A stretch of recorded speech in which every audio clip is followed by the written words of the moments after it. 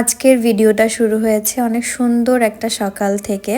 আসসালামু আলাইকুম, আশা করছি আপনারা সবাই অনেক ভালো আছেন। অনেক দিন পর একটা ভিডিও বড় ব্লগ আকারে শেয়ার করার সুযোগ পেয়েছি।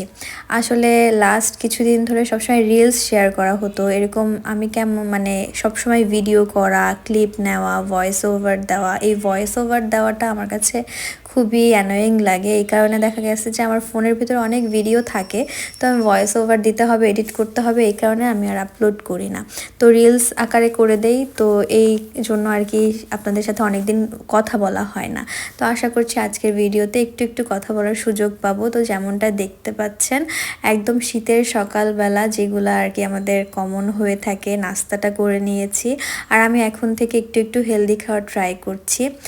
আর আপনারা যারা আমার ভিডিও দেখেন তারা মোটামুটি একটু হলেও জানেন আমি বেশিরভাগ সময় আমার বারান্দা থেকে, গাছ থেকে ভিডিও খুব শেয়ার করি। কারণ আমার খুব পছন্দের একটা জায়গা আমার ঘরের ভিতরে আমার এই বারান্দা, কারণ এখানে আমি অনেকগুলা গাছ লাগিয়েছি। আর আমি কিন্তু ফার্স্ট আমার লাইফে যে গাছ লাগিয়েছি, গাছের পরিচর্যা করি, তো এজন্য এই গাছগুলোর প্রতি আমার খুব মায়া জন্মে গেছে। তো দেখা যায় যে আমি যখন একটু ফ্রি টাইম থাকে আমার, তখন আমি বারান্দায় যেয়ে দাঁড়িয়ে থাকি, আমার গাছগুলো কেমন হলো, নতুন পাতা হলো কিনা, ফুল হলো কিনা, এগুলো দেখি। তো আজকেও সেটাই করছিলাম। আর আমি যখনই আমার গাছের পরিচর্যাগুলো করে থাকি, আয়ান সবসময় এসে এসে দেখে আমি কি করছি, কিভাবে করছি, হেল্প করার ট্রাই করে। এটা আমার খুবই ভালো লাগে এবং আমিও ওকে অ্যাপ্রিসিয়েট করি, শেখাই।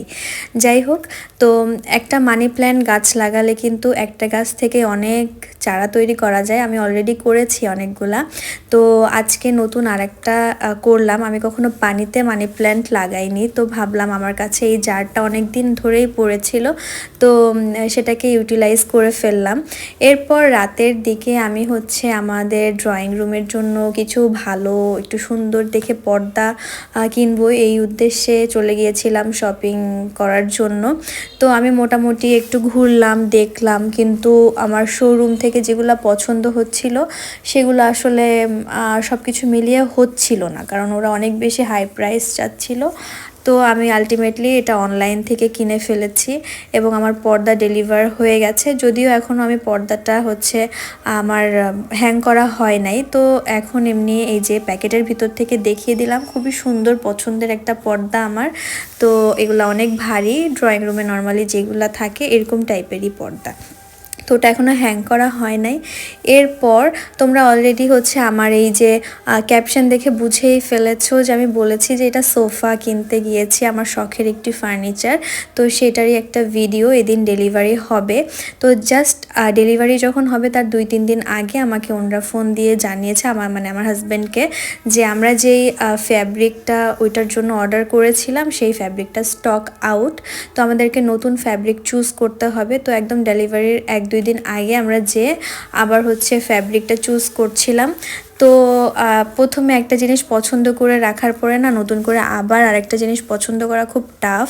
তো তারপরও আমরা খুবই এখানে কনফিউজড হয়ে যাচ্ছিলাম যে কোনটা চুজ করব, কোনটা দিব না দিব। তো আমরা ফার্স্টে একদম একটা ডার্ক কালার নিয়েছিলাম, কিন্তু এটা নেক্সট ডে আমরা যখন অর্ডার করলাম তখন একদমই পরের দিন আমাদের ওই ডার্ক কালারগুলো আর ভাল লাগছিল না।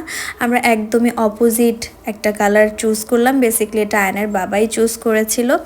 তো আমাদের 1-2 দিন পরে ডেলিভারিও চলে এসেছিলো, সব কাজ হয়ে গেছিলো, জাস্ট ফ্যাব্রিকটাই আর কি লাগানো বাকি ছিল। তো ফ্যাব্রিক লাগানো হয়ে গেলে নেক্সট ডে আমাদের বাসায় ডেলিভারি দিয়ে দিয়েছে আমার শখের সোফা। আসলে শখের কেন বলছি, এটা হয়তো অনেকের কাছে খুবই ক্রিপি লাগতে পারে যে একটা ফার্নিচার কিনেছে তাকে শখ কেন বলছে।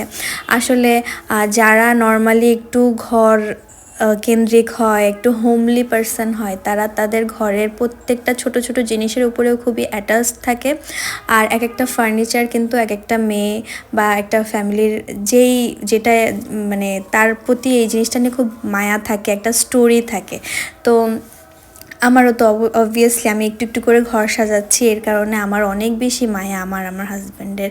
তো আমরা নিজেরা মানে দেখা যায় যে অনেক দিন ধরে প্ল্যান করি যে এই জিনিসটা কিনবো, এভাবে এভাবে কিনবো। তো অনেক দিন ধরে প্ল্যান করার পরে তারপরে একটা জিনিস আমরা অর্ডার করতেছি, কিনতেছি, বানাচ্ছি। আমরা কিন্তু রেডিমেড এটা বানাইনি, মানে কিনিনি।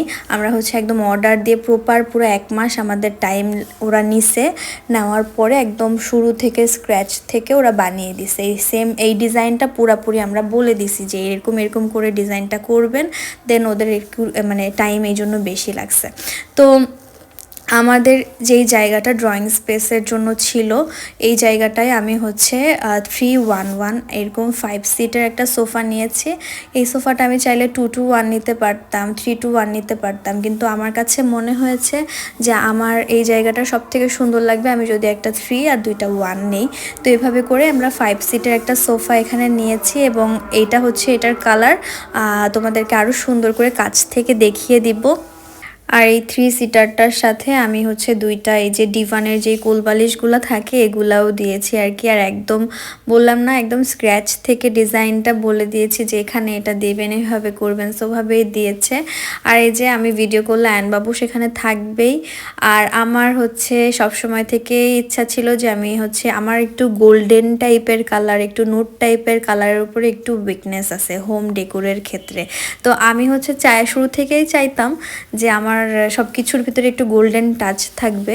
আয়ানের বাবা এটা একদমই পছন্দ করতো না, সে নাকি বলতো নতুন বড় লোক যারা হয় তারা এরকম টাইপের কালার চুজ করে, তার আবার খুব সোবার এরকম পছন্দ আর কি। যাই হোক, তো এই জন্য মাঝামাঝি একটা কিছু আমরা অর্ডার করে মানে বানিয়েছি আর কি। তো আমার কাছে খুবই ভালো লাগছে, এবং আমার বাসায় যারা যারা এসেছে দেখেছে, আমার ফ্যামিলি মেম্বাররা সবাই খুব পছন্দ করেছে। যদিও এখনও সাজানো বাকি, আর আপনাদেরকে একদম সুন্দর করে লাইট জ্বালিয়ে অফ করে দিনে রাতে সবভাবে দেখিয়ে দিলাম। আশা করছি আপনাদের কাছে কেমন লেগেছে সেটা জানাবেন, আমি অপেক্ষা করব আপনাদের ফিডব্যাকের। আর এই হচ্ছে আমার ছোট্ট বাবুই পাখির বাসা, একটু একটু করে পরিপূর্ণ হবে আরও ইনশাল্লাহ। তো আপনারা সবাই আমাদের জন্য দোয়া করবেন, আমরা যেন ভালো থাকি, আমাদের স্বপ্নগুলো যেন পূরণ হয়, এই আর কি। আল্লাহ হাফেজ, সবাই ভালো থাকবেন।